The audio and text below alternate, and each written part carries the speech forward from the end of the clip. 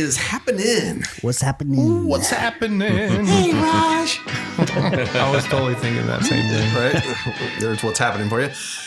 All right, you guys ready for some talk about some whiskey tonight?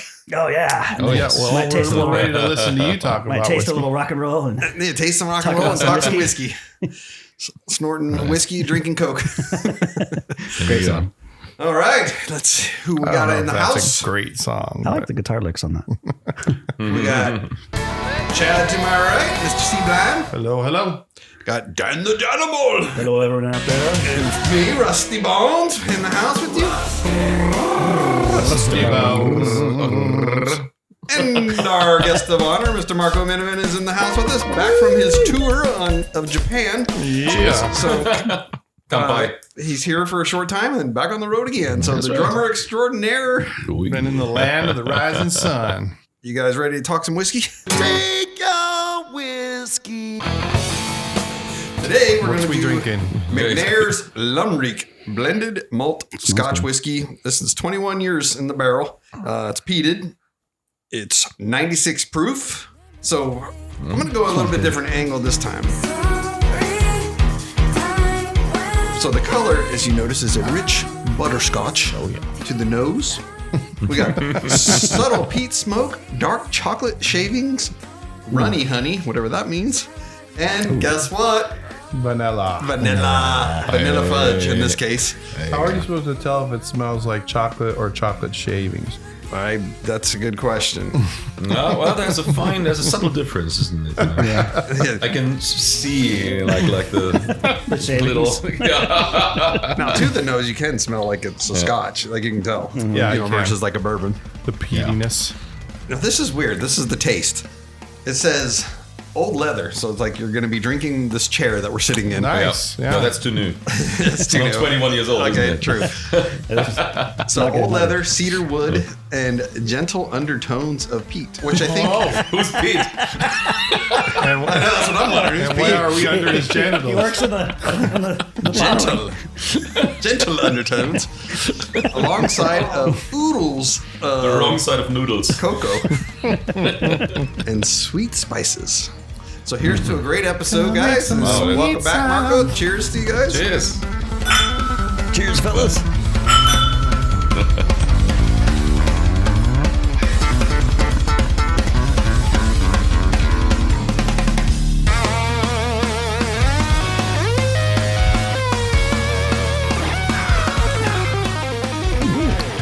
Pretty good.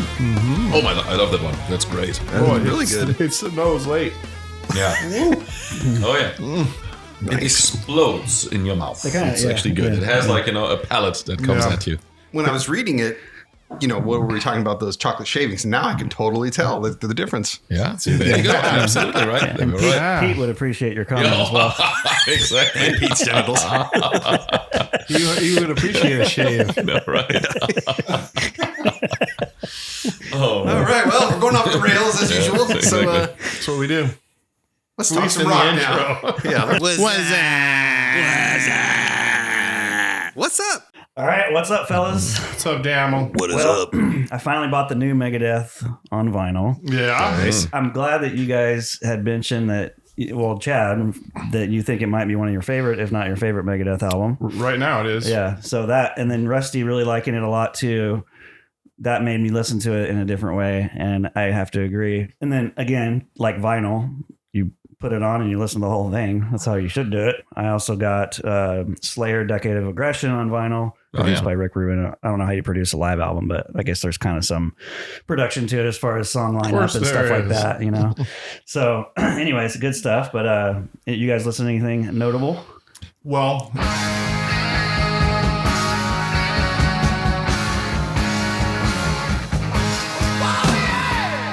50 years in March for Destroyer. Yeah. So I did saw that coming out. a whole nice listen from front to back of Destroyer, and I didn't get enough, so I went right into Rock and Roll Over and listened to that one from front to back. So that's what I've been listening to. Cool.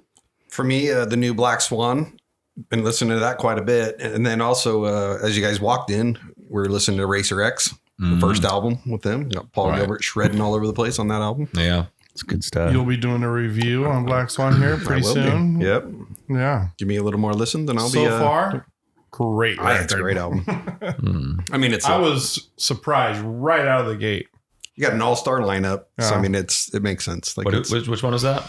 Black Swan. Black Swan. Black Swan. I don't even know. I'm not I have familiar with it either. So Robin McCauley's the singer. Remember Michael Schenker? Oh yeah, of course. Yeah, Red yeah. Beach is the guitar player. Oh yeah, well. Okay. And Jeff Pilson from Dokken and Foreigner is the bass player. Mm-hmm. And then the drummers from Ace's band and Michael Schenker's band. I don't remember his name right now.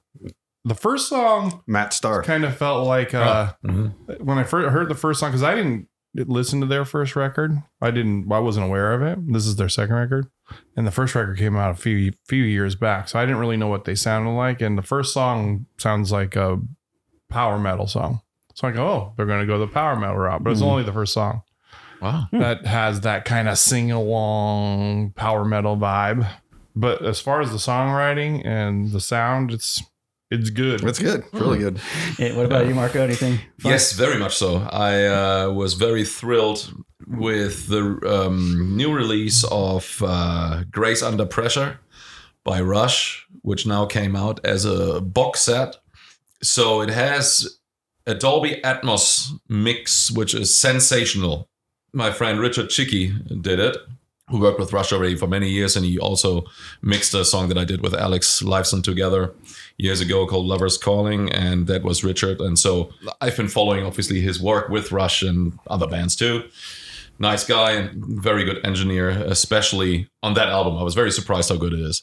Then Terry Brown did a remix of that album as well, who was the original Rush producer. So he kind of rekindled with them and remixed the album. And obviously online you see some people who really like that mix, and some people go like, no, I like the original better. Of course. I think it's really, really good what Terry did.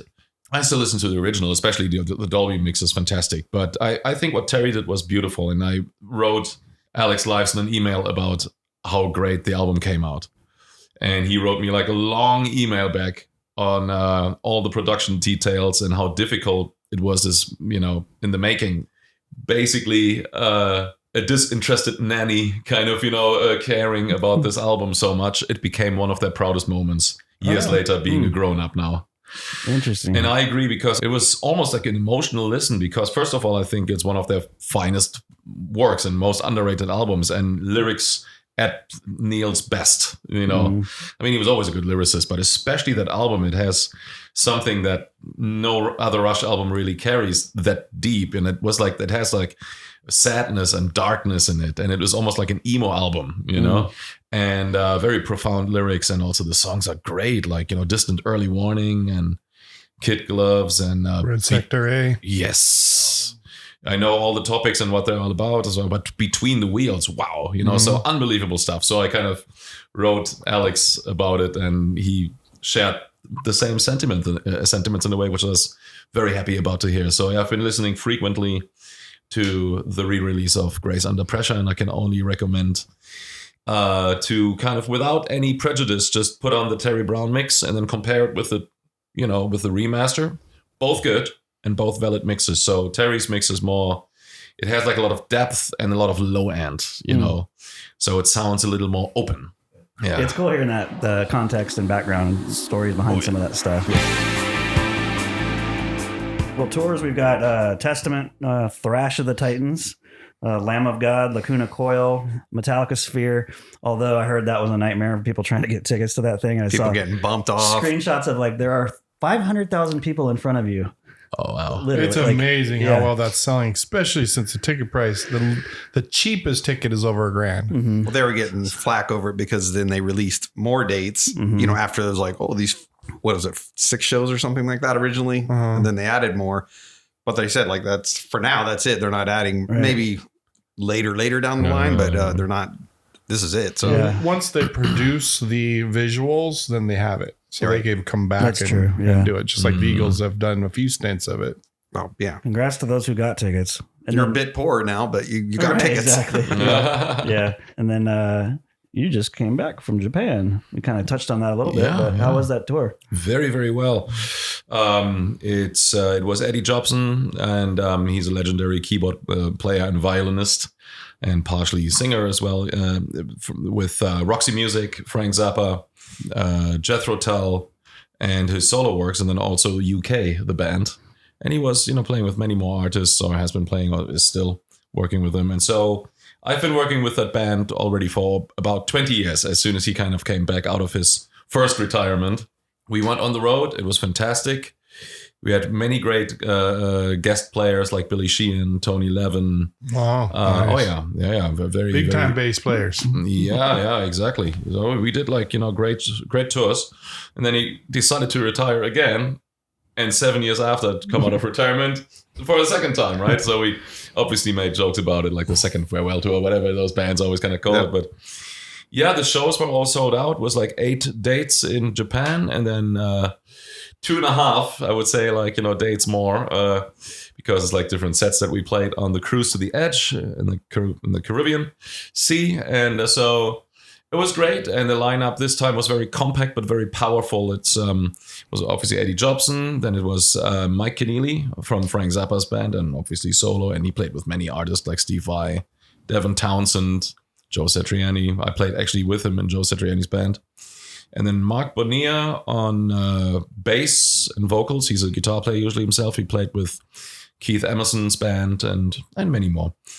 And and I was on drums, and so we had a ball. It was fantastic. The tour was very well received. The cruise, that sounds fun. Nice. Oh yeah, we had fun. Yeah. Nice. Now, for the European listeners, you go to Europe, right?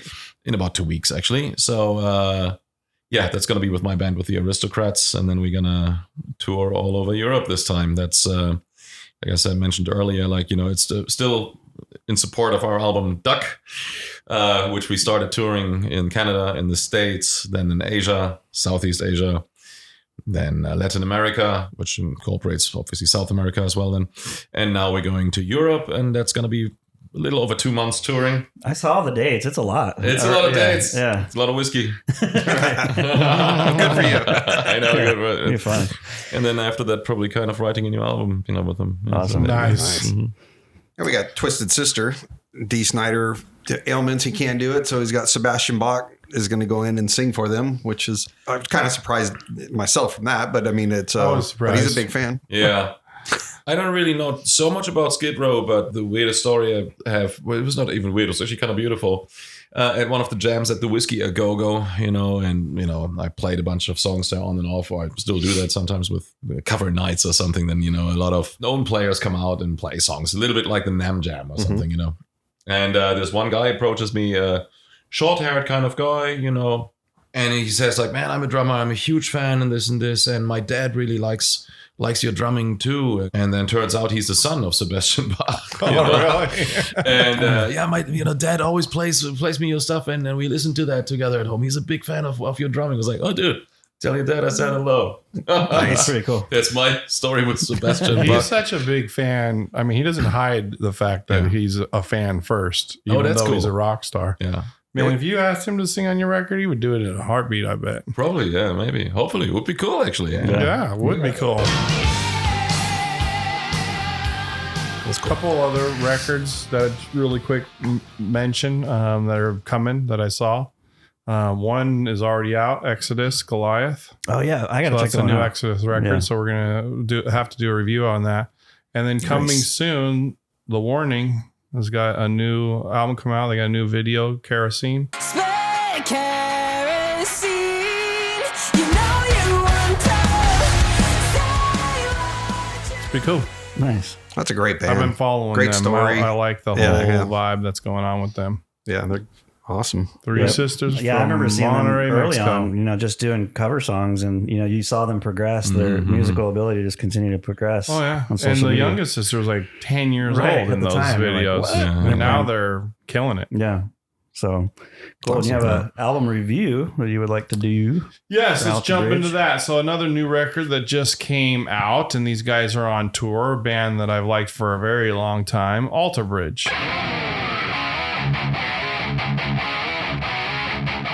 Now, if you don't know who Alterbridge is, it's basically Creed breaks up. Scott Stapp goes on to do his own thing, and Mark Tremonti forms Alterbridge with Miles Kennedy as the vocalist.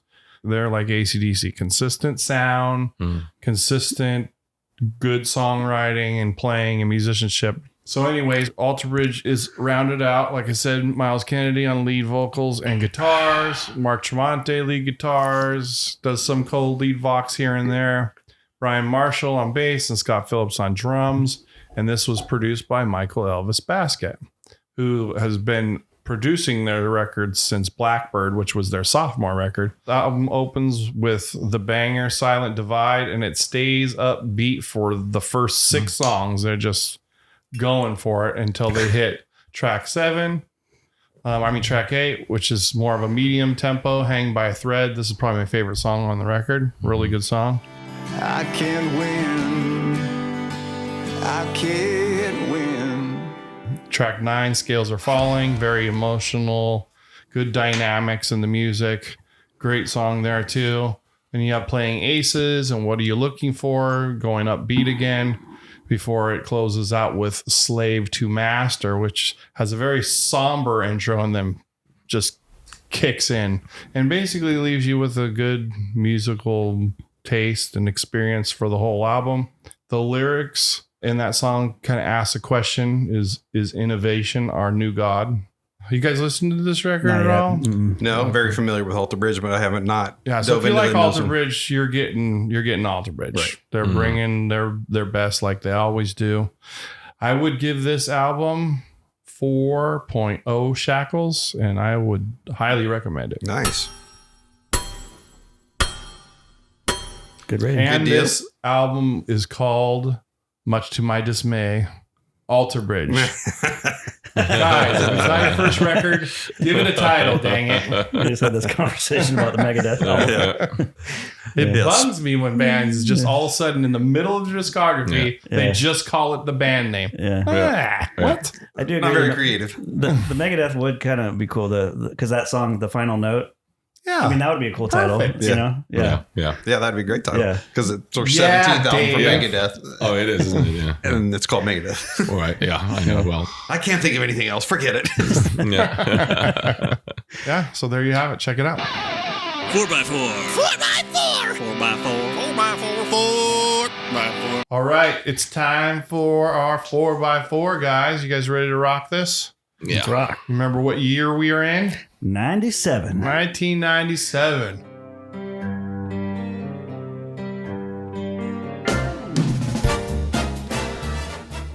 The heck was going on in 1997? It just think keeps on Rusty getting might have some more useless- splintered.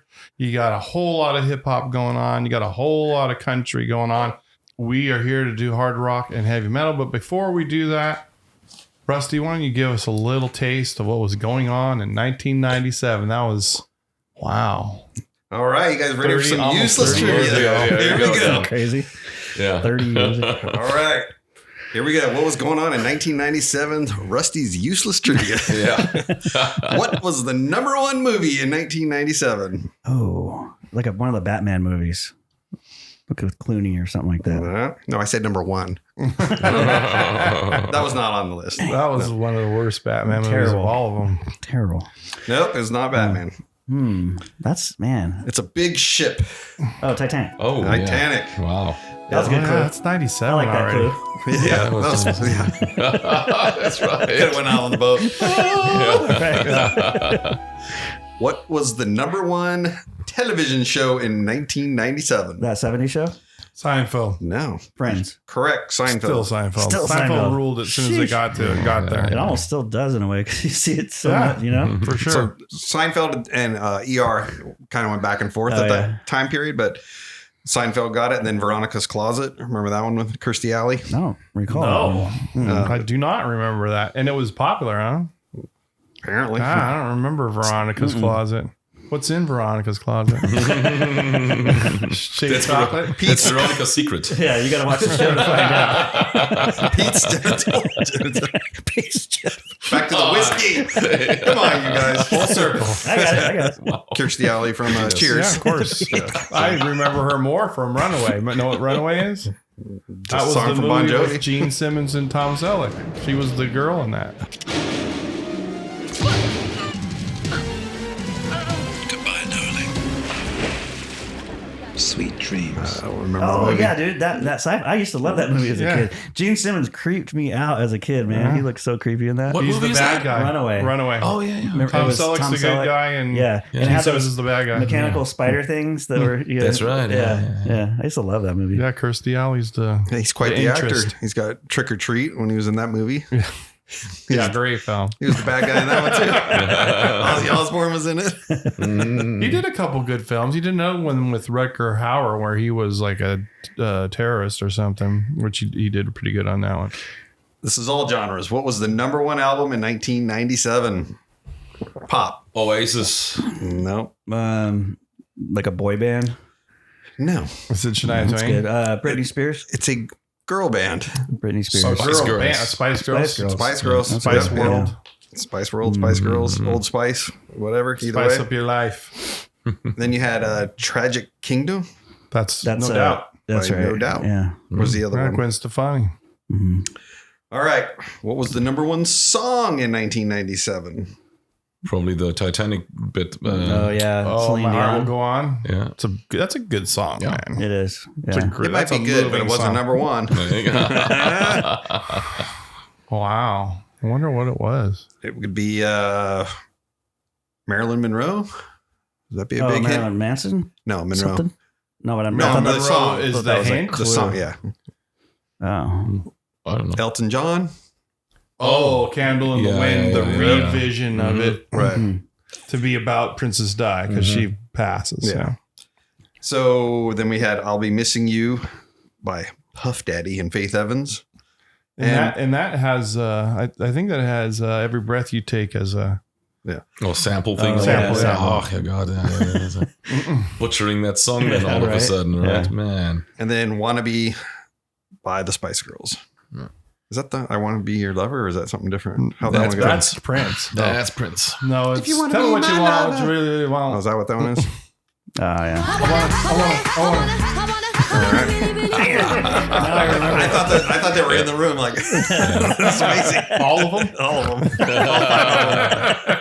They'd outnumber us if that was the case. I'll take two. Which two? I don't even know them enough, but maybe Ginger and Posh. I know those two names. What else was there? I don't even know what couldn't the other tell you. character names were. Scary, Scary Sporty, Spice. That's it. and Baby. Oh, there you go. All right. Well, Yeah, I couldn't. I would have failed. I got 2 out of 5, so I got a losing score there. But all right. What movie won the Oscar for the Best Picture in 1997? Titanic. I don't think Titanic won. But that was the biggest in the box office. Definitely biggest box office. I thought it won some kind of something. It didn't win the Oscar. Okay. It won a lot of money. Won a lot of money. for A sure. lot of money. Do you know who the actors are Nope. that are in it? Nope. All right. I So think- it's the Do you English. recognize it? Yeah, I know the movie. Is but it I'm- like I can't Some think of who's Coen in it. Brothers movie or something. The English Patient. Oh, yeah. That's Yeah, I remember. Ray Yeah. Fiennes and Kristen something. Dunst. No. Oh. That's kind of a very slow movie. All right, I'm going to throw this out to everybody. Who was the most popular actor in 1997? Leonardo DiCaprio. Leonardo from Titanic. Yeah. And then others were Robin Williams and John Travolta at that time. Yeah. Yeah, because Pulp Fiction, right? Yeah, Pulp Yep. Fiction. Yeah. Who was the most popular actress in 1997? Kate Winslet. Kate Winslet from Titanic. Yeah. Uma Thurman might be up there too, right? Oh, we had Jennifer Aniston and Sandra Bullock. Okay. Sandra Bullock. All right, well, that's it for the Rusty's useless trivia on what's going on in 1997. So Moving on. we're going to do the hard rock and heavy metal records, but a few records that Rusty didn't mention that were landmark records during this time. You had U2, Pop. One of the better Paul McCartney records in the later years, Flaming Pie, comes out in 1997. Do you remember the band Savage Garden? Yeah, that rings a bell. From Yeah. Australia. They had a record that came out called Savage Garden, their debut, that had 7 singles and sold 12 million records worldwide. Wow. Sarah McLachlan's Surfacing came out. Mm. You know, the Angel song, which you get to listen to as you watch dogs dying. Meredith Brooks. Remember the song Bitch? Yep. That was a big song. This was a very big song. I like this song, and I don't care if anybody teases me for liking the song. Oh, we're going to tease you. I like it, I and don't know I what you're like gonna the say. way they do it now. And I think this band is actually, they're adults now, and they're good. Hanson, Bop. It's a great song. Yeah.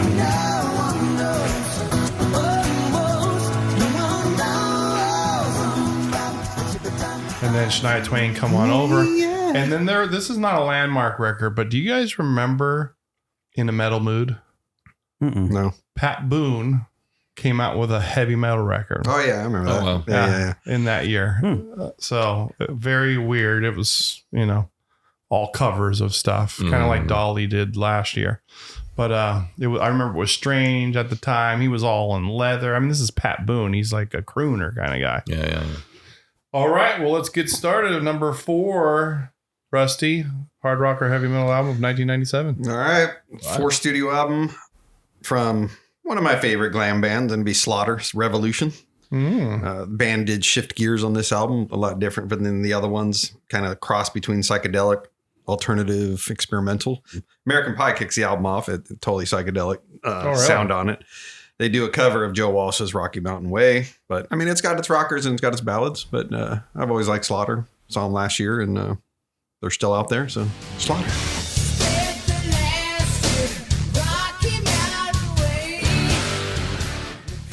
Mr. Marco, number 4.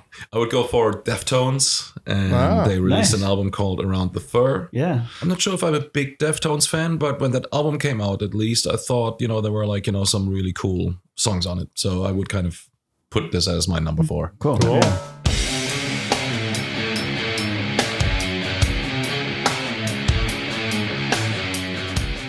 So number 4 for me would be In Flames Oracle. They're a Swedish melodic death metal band. They were one of the front runners, I would say. You had At the Gates, In Flames, Soilwork, and then Dark Tranquility, a bunch of others. But In Flames, they went on to get pretty big and do a little bit more, I'd say, kind of poppy stuff. But that was in their early days. Well, they're from Sweden, so you're never going to get get away from the pop melody. Right, That is exactly. their lifeblood. Those Swedes know how to play melodies, man. Yeah. Harmonies Even if and they're melodies. heavy, that has to be there. Yeah. And who do we have to thank for?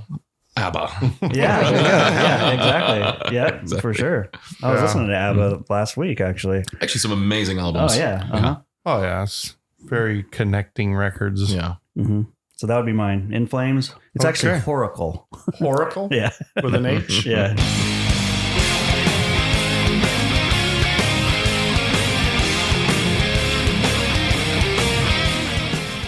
All right. My number 4 is from a band we all know, Dream Theater, Falling into Infinity.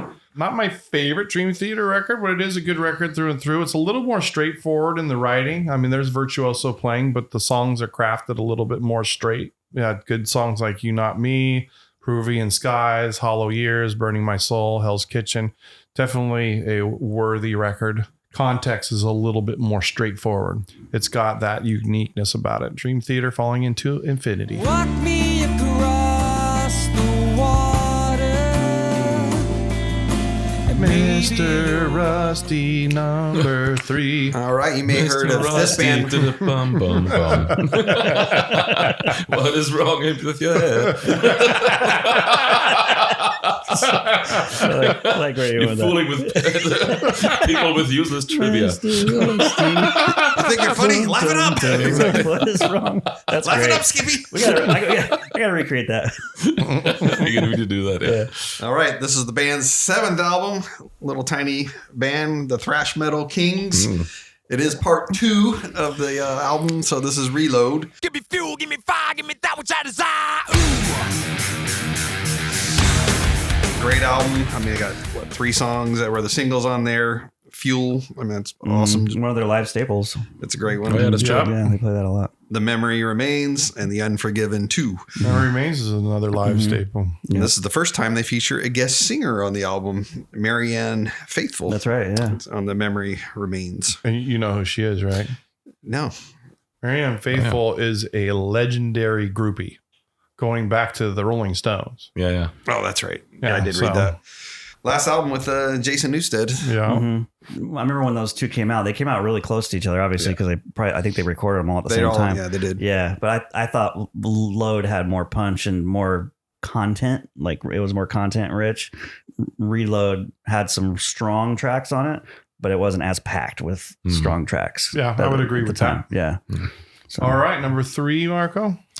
And therefore, number 3 would be for me David Bowie with an album called Earthlink, which features a more like Nine Inch Nails-y approach and has like, in fact, a lot of rock and industrial metal, dare I say. And I think it's a pretty strong effort of his. And so that would be my number 3. Cool. I have a vinyl of him playing with Nine Inch Nails live. Oh, there you go. Yeah. It's a bootleg, but Yeah. David It was Bowie's around that playing with time. 9 Inch Nails live. Yep, I have a vinyl. Really? Of it. Yeah. That was around that time Yeah. from that album. So they were touring together, in fact. Yeah. Wow. Yeah. Yeah, he did a lot of abstract stuff. Yeah. Dave Bowie did. I knew that. I didn't know he worked straight up with 9 Inch Nails and Trent. Oh, yeah. Wow.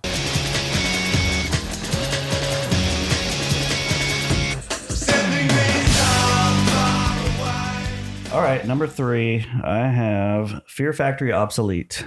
Oh, yeah. That's right. That was really, I listened to the heck out of that one. And, Dino Cazares on guitar, Dino, that yeah. drummer is pretty darn solid too. I guess the drummer did a lot of video game soundtrack stuff too. Oh, wow, cool. Just a lot of cool syncopation, guitars locked with kick drums type of stuff going on, very mechanical. And I always kind of liked the vocalist. He was one of the first, I feel, that would do like the crazy heavy screaming, and then he would do a singing like high, lots of reverb vocal part, to kind of complement it, and would be offset back and forth throughout the song.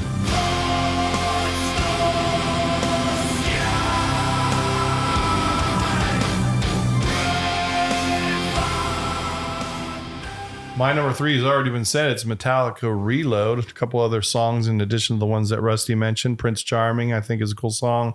Low Man's Lyric. And then Fixer. I like that Fixer, song. yeah. It's a good, enjoyable record. But like you said, slightly a titch under Load. Mm-hmm. So that's my number 3. Number 2, Rusty Bones. Number 2, you could say it's a cheat, but I've got my pal Marco here cheating, so I'm going to cheat as well. Wow. I don't think it's. All right. I don't think it's necessarily cheating Yes, here, they but accuse you not just really to cheating. justify David his Bowie's own pretty rock and roll. David Bowie was is legit, especially with that album. So you better come up with something good. He influenced all the glam stuff you like, Rusty. all right, this is That's right. Yeah. this is blues, so it's going to be blues. Kenny Wayne Shepherd's. Dude, that's a great album. Yeah. I listened to the heck out of that album. Yeah, Trouble is. It's great. He was very young at the time. I think he was like 18 or 19. You got Blue on Black. Yeah. Which is Yeah. a great tune. He's obviously a great player. Oh, yeah. Reached number 1 on the mainstream rock. Slow Ride, Somehow, Somewhere, Some Way. Bob Dylan cover song, Everything is Broken. If you get the Japanese version, they do a Voodoo Child, from Jimi Hendrix. Yeah, I saw him with George Thorogood, and he played Voodoo Child.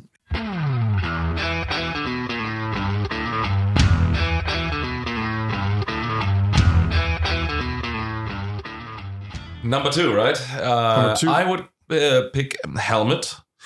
Nice. With an album called Aftertaste. I think, there are at least 4 songs of that album are brilliant. And it's a band that really kind of went a little bit under the radar too much, because they released some beautiful albums like Betty and in the meantime, the one before. But Aftertaste, that was, I think, also the last one I really paid attention to. I need to kind of, dive back into them, but was also maybe the last one with the original lineup, which features John Stenier, who's a great drummer, I think, who now has his band Battles, which is fantastic. And give it a go if you don't know it. I think Aftertaste is worth giving a listen. Yeah. Cool.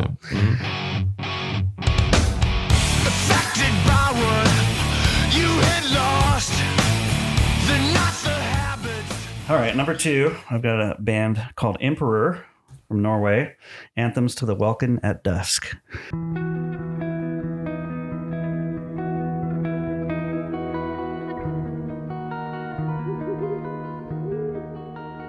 And I went through a black metal phase where, I wasn't into the really obscure stuff. The girlfriend I had at the time, she got a little bit really into it. The Emperors. What does it look like to be really into black metal? Do you really want to know? Yeah. Yes. We're having a party at my buddy's house. I crash, wake up in the morning. Girlfriend comes back with two of my friends, and they have blood on their face, and they've cut their arms, and they're doing the whole black metal thing. Like those guys up in Norway, they burn churches and all this kind of stuff, Ridiculous. Yeah, and I was just like, that's a little much for me. I think I'm going to bow out of that. Sorry. Yeah. I think we need to break up here. That's kind of where that was. Yeah. Yeah. Well, my number 2 is from one of my GOAT bands. I like this record. I liked it from the beginning, but it's very different. You got to get your head around it a little bit. It's Kiss, Carnival of Souls.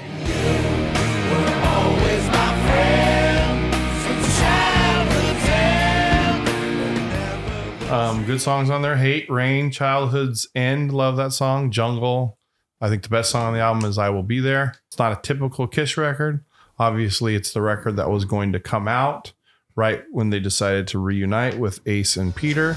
And so they already reunited, and then this was in the can, so they went ahead and released it. Nice. So, yes, Kiss, Carnival of Souls is my number 2. Yeah, I think it's a really good album. Yeah, but I like it. It's definitely a different kind of album for sure by Kiss, but it's what you would expect maybe them to put out in the 90s. In the 90s for sure. Yeah. Yep. All right, we're to number 1. Rusty, what you got for us? All right. You guys could probably take a guess at this one, and I think you'd probably be right.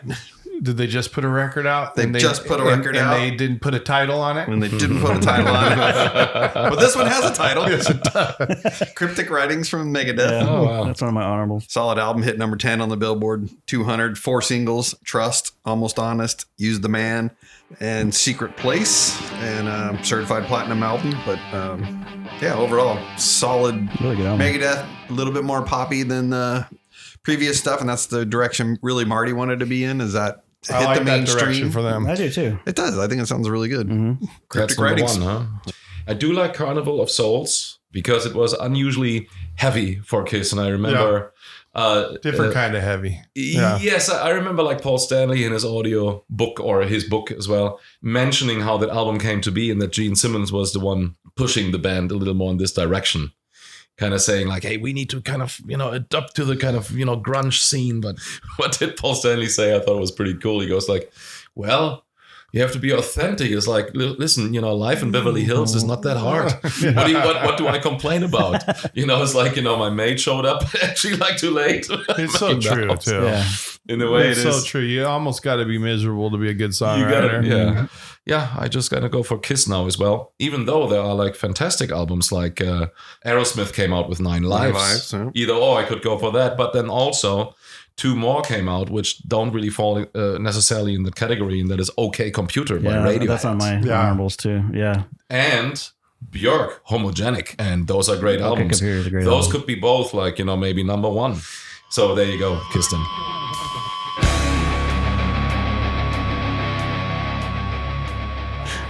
Strife in this Defiance. I didn't like it as much as their debut album, One Truth. I think I didn't like the production as much, and I felt like they were trying to do a little bit too much of the breakdowny kind of stuff. Then a lot of the bands started doing just the chugga breakdown and kind of hardcore, and I'm like, yeah, that's boring. But after listening back to it years later, I'm like, no, they weren't doing that. That was a next level evolution of where they were. My number 1 album is The Color and the Shape by the Foo Fighters. This is their sophomore release. This is when they are starting to sound like Foo Fighters are going to sound. Some really big songs on this record: Monkey Wrench, Everlong.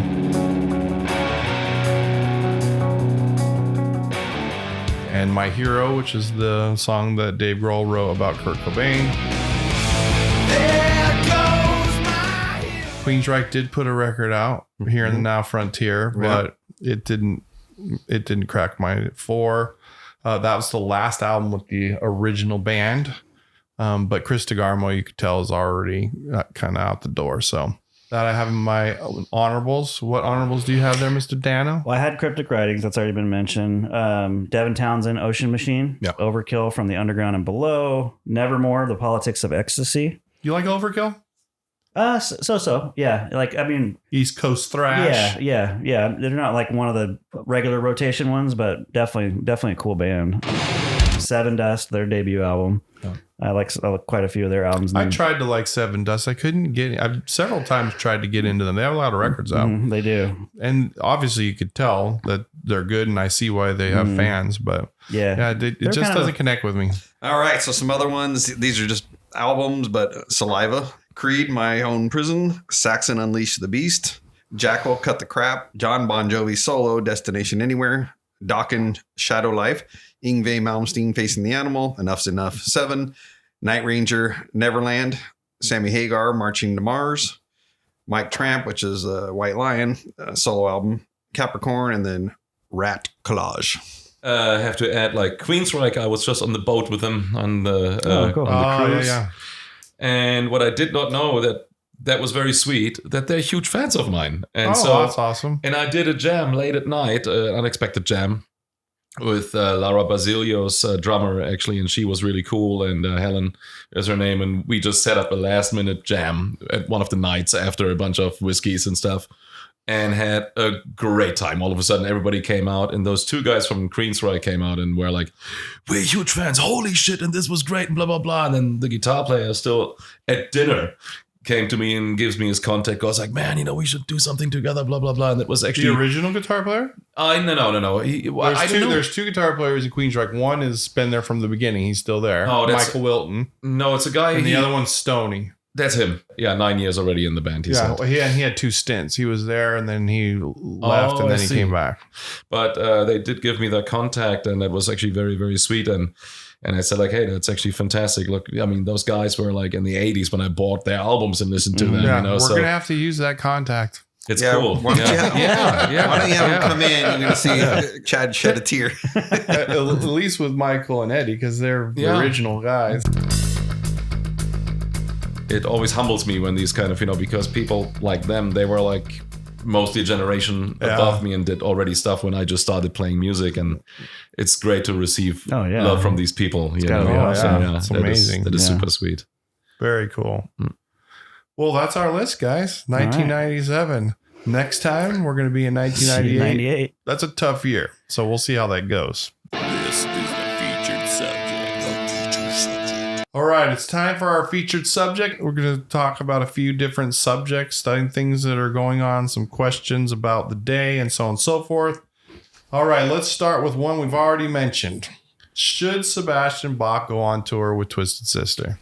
I don't have much of an opinion on it, but I say why not? Why not? You must have an opinion, Rusty. I mean, he's got the pipes, so I mean, he could do it. Easy. I mean, there's definitely no problem. It's not going to hurt his brand. If anything, it'll maintain their brand. So I mean, they at least get to go on. What are they going to look like? Are they going to come out in Twisted Sister gear? Because is Sebastian Bach going to put on pink D. Snyder outfits? I think he kind of should. I mean, it'd be kind of cool to see like Sebastian up there being a D. Snyder. It almost turns into a comedy show. I don't know if they have to go to that extreme. But that's how they look. Yeah. I don't think that look was very good regardless of who's doing it. But you remember it. Yeah. Oh, I remember it. And that's what they did it for. I mean, it was kind of shock. And they're like, look at me. I'm D. Snyder, his own words, basically like, not a good looking guy like some of these guys out there. I put all this stuff on. It's the makeup to hide everything and go out there and scare the hell out of people or shock them, whatever. Definitely got a bad rap for how they looked. And then their two big, huge hit songs were very campy type pop songs. But the rest of their music is solid. What they're known for is not really what they sound like. Right. The look is what's debatable. He's got the hair. He can just tease it now or whatever, curl it, whatever you want to call it. And, I wonder what they are going to do. I remember, I mean, they took like a piss out of themselves, didn't they? Yeah. It has to be. I mean, it has to be. I mean, it was comedy, wasn't it? Yeah. And Stay Hungry, like with that, whole thing, him eating the big bone and... Come on, but the videos were great. Like, it was memorable. Meaning, and definitely memorable. AJ Petto, like the drummer who unfortunately I think he passed away, didn't he? He had like on that one tour, I think trash cans as a drum set. I mean, the drum set was painted as literally trash cans. So I guess they had fun, and so putting a D. Snyder outfit on or something. At least maybe for 2 songs in the encore to take a piss out of That's it. true. That's a good idea. That'd be good. Yeah. I would enjoy it. You know. Yeah. But what else are they going to do? I mean, Yeah. what are they going to look like for the rest of the show? Are the rest of them going to wear their outfits and only Sebastian's not? Or are they all going to like go leather? Sometimes they did denim, so maybe they go all denim. I think denim would fit Sebastian. Denim seems like it would fit better. It would work a little bit more with the modern climate. Yeah. Remarkable how they actually still are popular. I remember that we played a show with them on the same festival with Joe Satriani. We were at Hellfest, which is a huge festival. Oh, yeah. And so it goes over 2 or 3 days even.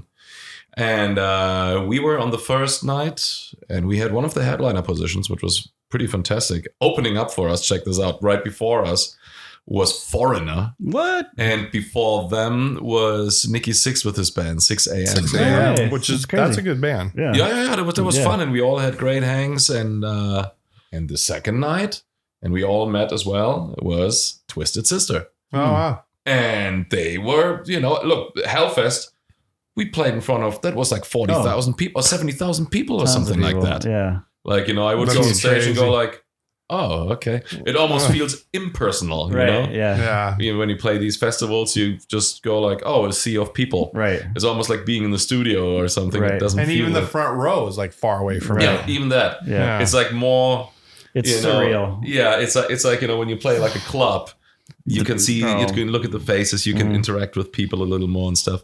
Anyways, Twisted Sister, Detour and stuff. But I met D there also like without makeup and stuff, and the whole band was actually kind of cool. That's a normal, cool hang, you know. Yeah.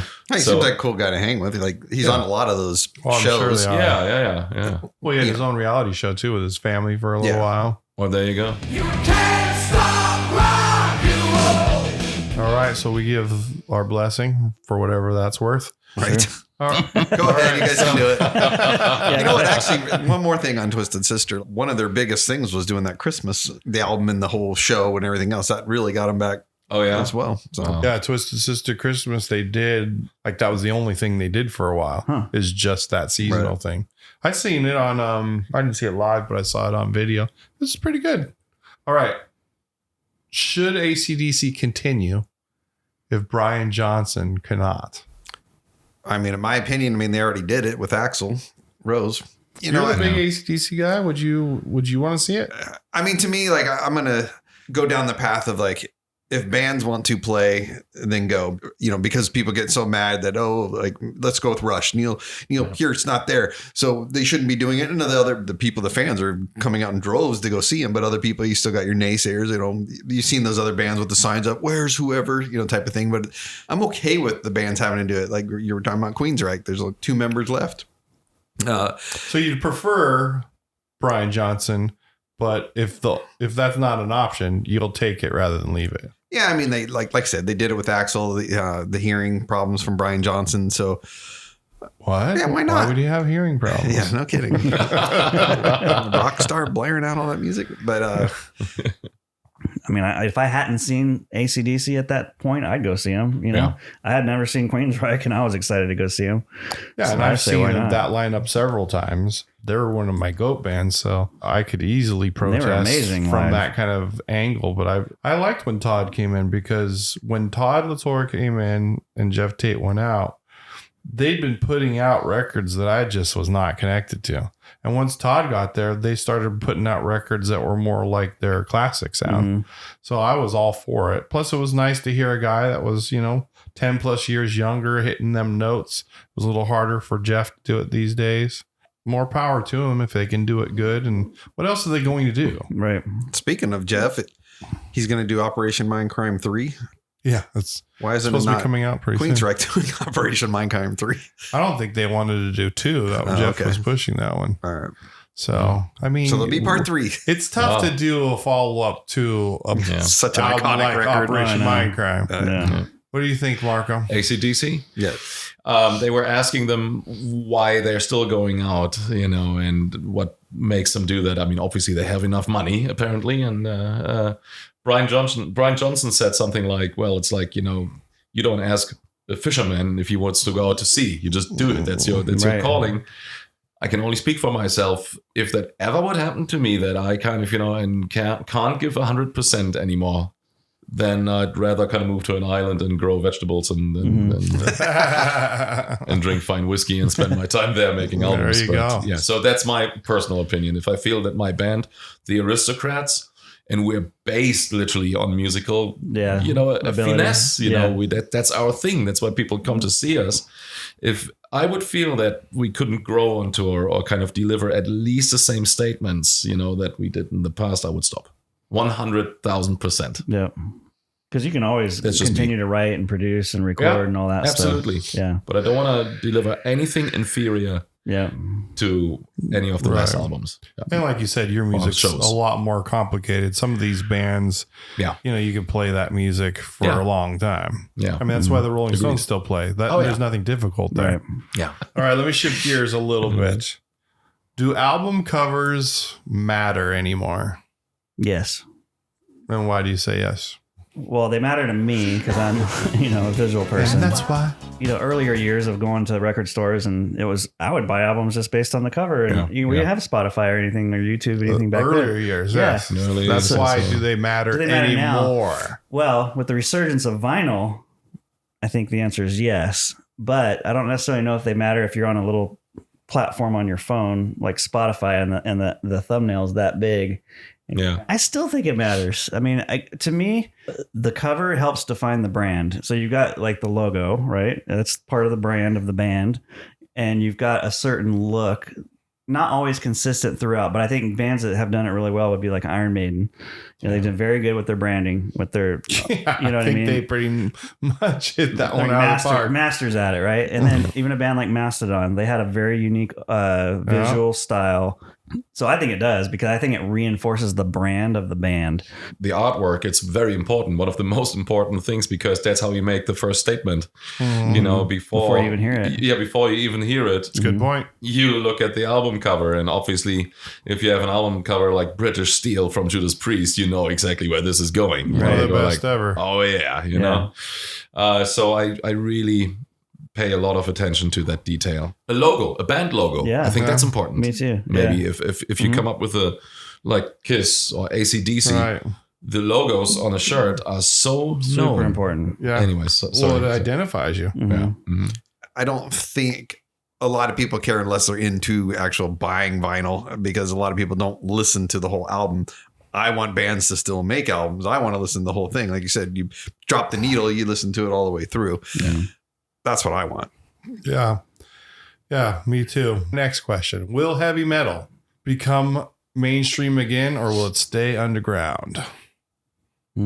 Closest to me would be a band like Ghost, Yeah.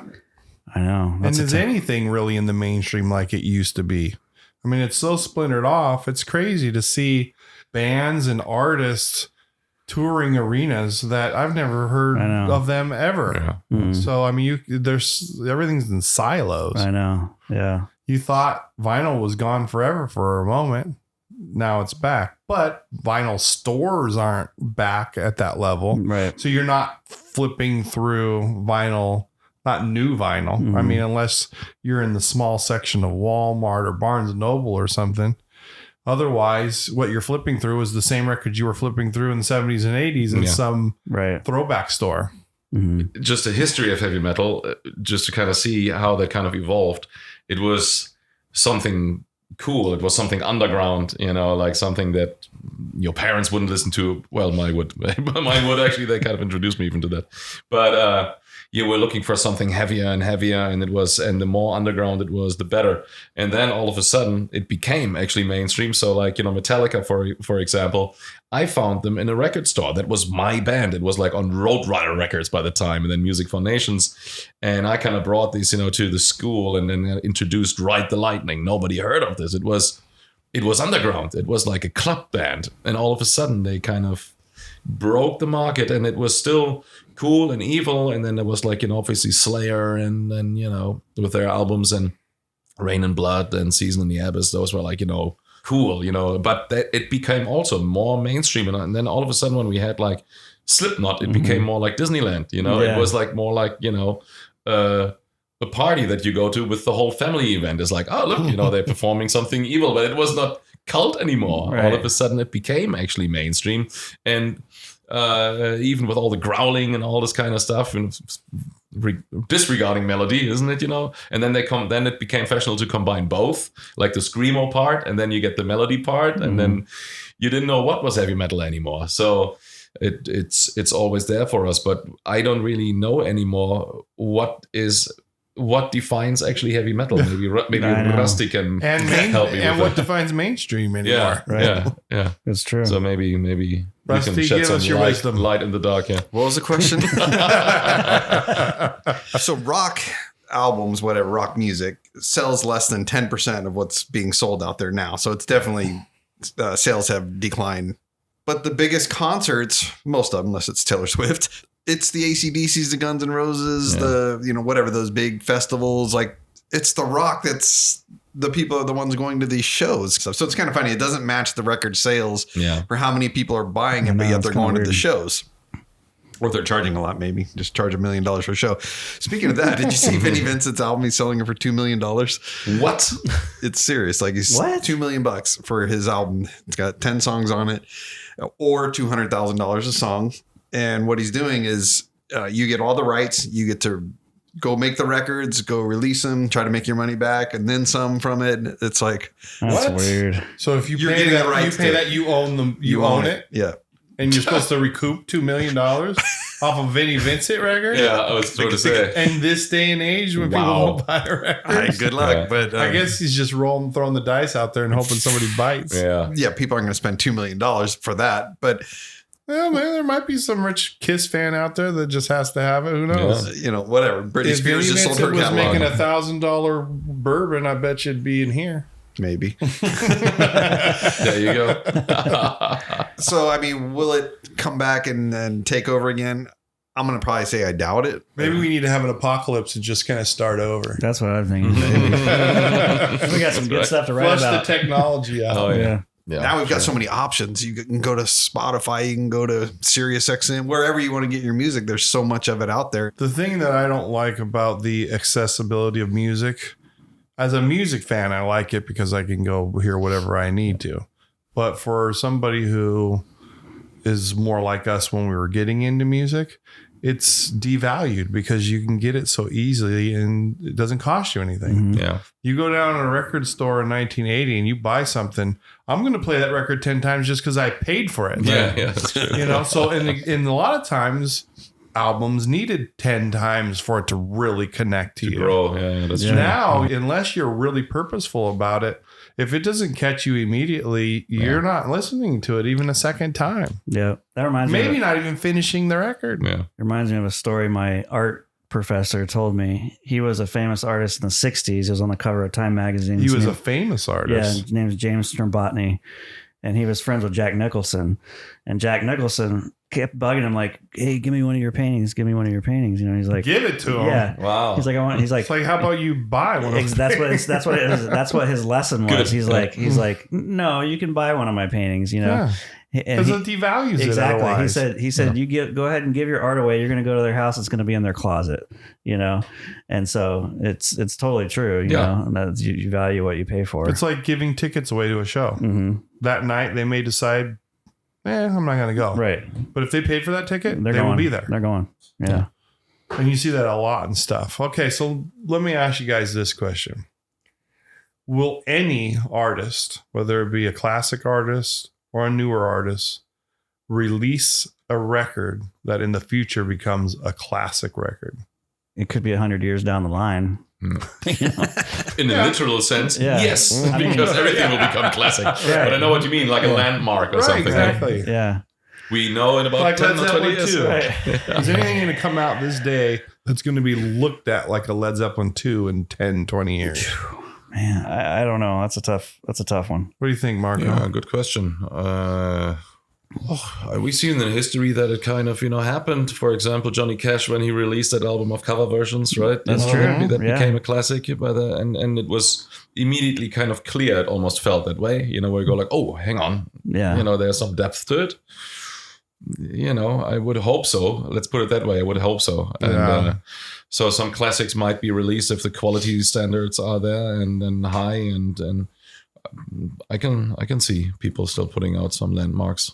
In a decade from now, we'll see. We can't tell when it comes out, right? But in hindsight, we don't know. Who is going to be the next Beatles or Led Zeppelins or whatnot. The Johnny Cash is a good example though, because that's I think that'll go down as one of like those two that I think he did together. Yeah, that's right. Down as, like all the classic albums that exist are pretty much 60s, 70s, 80s, some 90s, some 50s, but mostly 60s, 70s, 80s. Let me ask you this: what were actually landmark albums in 2000 onwards? What is a thing that you would go like, holy shit, that was a Sgt. Pepper kind of like thing? Is there anything? I would say some Tool, some of the Tool stuff probably. Yeah, not even everybody at this table could even look at that and say that. Let alone the masses. I guess we're looking at that. Where's the Wall from Pink Floyd? Right. In the last 20 years, is there anything like that came out? How does it catch that? Not that comes off the top of my head. Yeah. Any wisdom for us over there, McBones? I would say And I need a drink. there'll be a time from who, I don't know, but there'll be more to come. Well, let me ask you this, going all right along with that. Is there any newer bands, let's say this millennium, that will be known as legends in the future? I know, right? I mean, can't think of any. I mean, I was going to say, like you mentioned Ghost, but that's not to the masses that really landmark. They might have a chance at it, depending on what happens from here.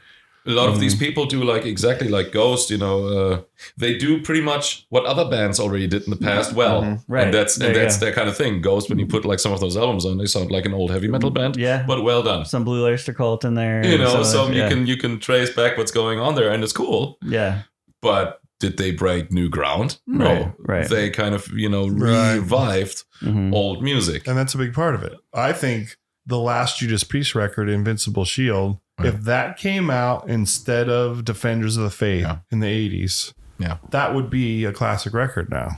When Greta Van Fleet came out, that was getting a lot of play everywhere. Sure, no, they it's opened music. up for Metallica. That's where I saw them. It's music that is, it's not like never heard this kind of style before, but it was kind of that throwback again. But Led Zeppelin-ish. So I mean, like a band like that's newer, nostalgic, but yet fresh.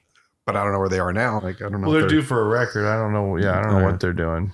It makes me want to think about AI created a music. landmark AI record. I was just going to say it very that well won't happen. I don't think it's going to happen. I don't think people would accept it. Well, it depends on who's listening. If the robot army is listening, maybe. Yeah. what it might do is it might create competition with actual humans to realize like we need to be even more innovative, because I mean there was a lot of innovation going on in I don't the think 60s. AI is innovation at all. All it is regurgitating what exists. That's what it is. Now AI is going to evolve so exponentially. It's going to be insane. All the way until they come back to kill Sarah Connor.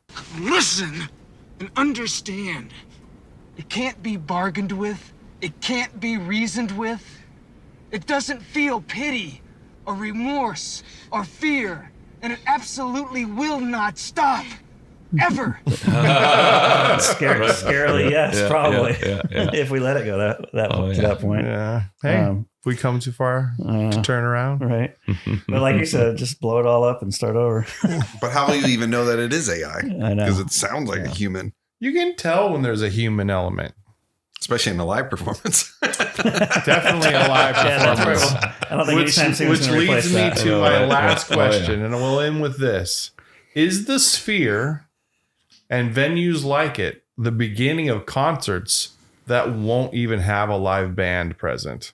You could probably go and see the Eagles, and if you remove the Eagles and just played the tracks, you'd still be entertained with what you saw on the screens. Yeah. My mind goes to when we're seeing Kiss and we're having a conversation about it is like the holograms. Maybe it's right. Something like that. Right. Yeah. So maybe you have avatars, holograms. But that's not live. They're not going to be playing live music. No. It's going to be recorded music. No, but I mean, like that might be a form of what you're saying. Like, so you've got something like that, and then you've got the visual support with it, and people are just as entertained by that as they would, I don't know. They'll be entertained, but to me, it wouldn't be the same. Live music has an energy. Yeah, for sure. You know, otherwise you're just kind of watching a movie, right? Yeah. Because like a live band feeds off the energy of the room, and Oh yeah, it's irreplaceable, and everyone should experience it. It can be amazing in so many different ways. Marco, what do you think? Well, I think, first of all, if we're talking about like the sphere, that would be like an entertainment, that would be an experience, you know? So it's the experience, versus like, watching 4 sweaty band members on stage doing what they do best. So I'm always, obviously, since I'm an active player, I would always prefer to see my favorite bands in a small sweaty club and look at them play their instruments. Absolutely. Than having like all the lasers around. I mean, it's good with Pink Floyd and stuff, and you look forward to the show, and it's visually important. I think as bigger the venues get, then obviously that's important to have screens and entertainment. I think there's no replacement, and I would go to the Sphere if they would do like, let's say a nice Pink Floyd show, The Wall or something, and reinstate that, and you just sit there and have the immersive experience. But there will never be a replacement for real music, for musicians being on stage. That's the expertise you want to. Yep. Can I get an amen? Amen.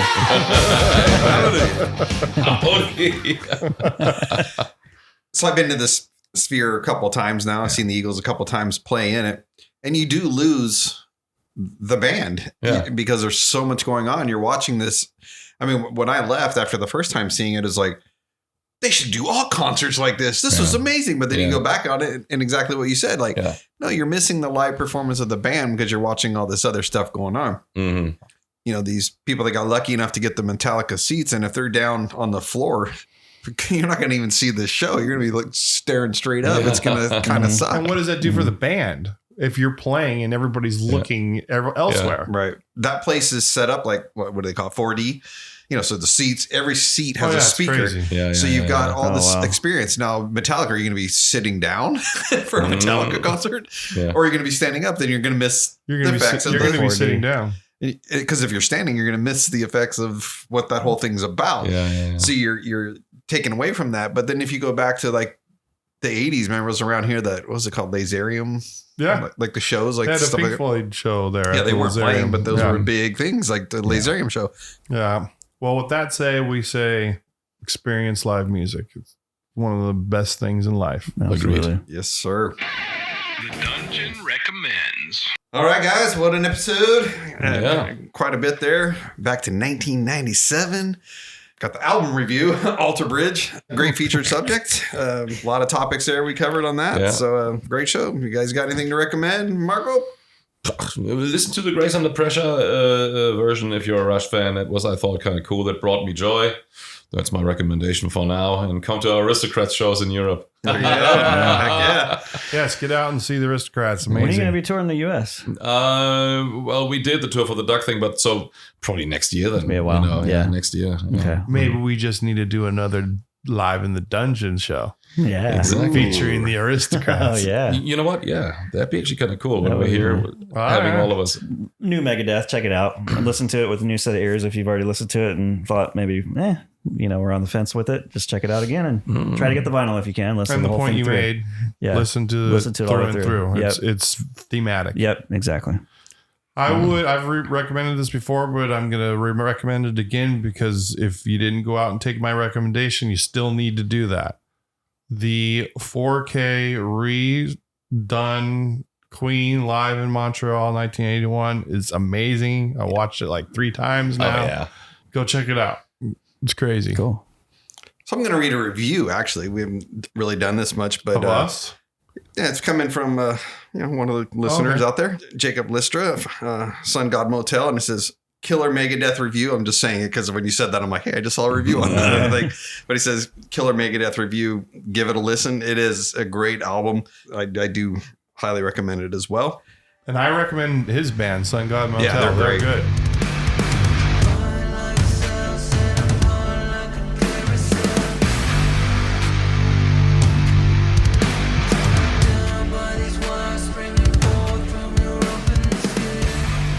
Very good. Awesome bass player. Well, I love as their well. sense of melody. Have you guys heard of the band might say the name wrong, but D-Raps, like D-Raps, that's his last name. We're all Van Halen fans in here. It's much like a Van Halen album. This guy's guitar playing is pretty spot on. It's a tribute band, or no, they're doing their own. They got their music own. that sounds like the classic Van Halen. Yeah. So I mean, like, go on YouTube or buy the album or whatever it is, but it's cool. It's nice to hear something. R-A-P? D-R-A-P? Yeah, D-E-R-A-P-S. So it's good. It's good. Go check that out. Recommend that one. Check that out. D-Raps. Thank you for listening to the Rock and Roll Dungeon. Until next time. You're in the dungeon, baby.